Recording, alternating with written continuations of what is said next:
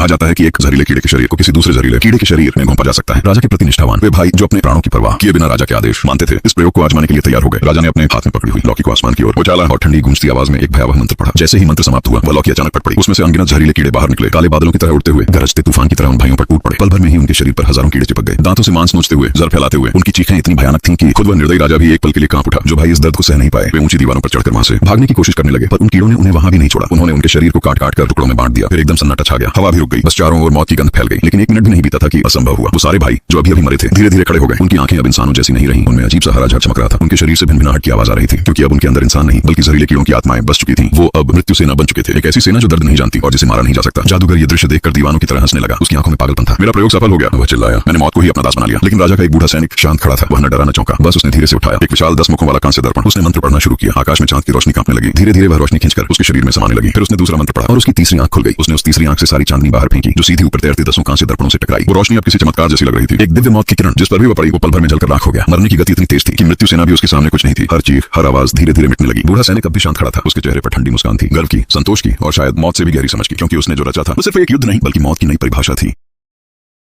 कहा जाता है कि एक जहरीले कीड़े के शरीर को किसी दूसरे जहरीले कीड़े के शरीर में घोंपा जा सकता है। राजा के प्रति निष्ठावान वे भाई जो अपने प्राणों की परवाह किए बिना राजा के आदेश मानते थे, इस प्रयोग को आजमाने के लिए तैयार हो गए। राजा ने अपने हाथ में पकड़ी हुई लौकी को आसमान की ओर उछाला और ठंडी गूंजती आवाज में एक भयावह मंत्र पढ़ा। जैसे ही मंत्र समाप्त हुआ, वह लौकी अचानक फट पड़ी। उसमें से अनगिनत जहरीले कीड़े बाहर निकले, काले बादलों की तरह उड़ते हुए गरजते तूफान की तरह उन भाइयों पर टूट पड़े। पल भर में ही उनके शरीर पर हजारों कीड़े चिपक गए, दांतों से मांस नोचते हुए, जर फैलाते हुए। उनकी चीखें इतनी भयानक थीं कि खुद वह निर्दयी राजा भी एक पल के लिए कांप उठा। जो भाई इस दर्द को सह नहीं पाए, वे ऊंची दीवारों पर चढ़कर वहां से भागने की कोशिश करने लगे, पर उन कीड़ों ने उन्हें वहां भी नहीं छोड़ा। उन्होंने उनके शरीर को काट काट कर टुकड़ों में बांट दिया। फिर एकदम सन्नाटा छा गया, हवा भी रुक गई, बस चारों ओर मौत की गंध फैल गई। लेकिन एक मिनट भी नहीं बीता था कि असंभव हुआ। वो सारे भाई जो अभी अभी मरे थे, धीरे धीरे खड़े हो गए। उनकी आंखें अब इंसानों जैसी नहीं रहीं, उनमें अजीब सा हरा झग चमक रहा था। उनके शरीर से भिनभिनाहट की आवाज आ रही थी, क्योंकि अब उनके अंदर इंसान नहीं बल्कि जहरीले कीड़ों की आत्माएं बस चुकी थीं। वो अब मृत्यु सेना बन चुके थे, एक ऐसी सेना जो दर्द नहीं जानती और जिसे मारा नहीं जा सकता। जादूगर ये दृश्य देखकर दीवानों की तरह हंसने लगा। उसकी आंखों में पागलपन था। मेरा प्रयोग सफल हो गया, वह चिल्लाया। मैंने मौत को ही अपना दास बना लिया। लेकिन राजा का एक बूढ़ा सैनिक शांत खड़ा था। वह न डरा न चौंका। बस उसने धीरे से उठाया एक विशाल 10 मुखों वाला कांस्य दर्पण। उसने मंत्र पढ़ना शुरू किया। आकाश में चांद की रोशनी कांपने लगी। धीरे धीरे वह रोशनी खींचकर उसके शरीर में समाने लगी। फिर उसने दूसरा मंत्र पढ़ा और उसकी तीसरी आंख खुल गई। उसने उस तीसरी आंख से सारी चांदनी बाहर फेंकी, जो सीधी ऊपर तैरती 10 कांस्य दर्पणों से टकराई। वो रोशनी अब किसी चमत्कार जैसी लग रही थी। एक दिव्य मौत की किरण जिस पर भी वो पड़ी, वो पल भर में जलकर राख हो गया। मरने की गति इतनी तेज थी कि मृत्यु सेना भी उसके सामने कुछ नहीं थी। हर चीख, हर आवाज धीरे धीरे मिटने लगी। बूढ़ा सैनिक अब भी शांत खड़ा था। उसके चेहरे पर ठंडी मुस्कान थी, गर्व की, संतोष की और शायद मौत से भी गहरी समझ की, क्योंकि उसने जो रचा था वो सिर्फ एक युद्ध नहीं बल्कि मौत की नई परिभाषा थी।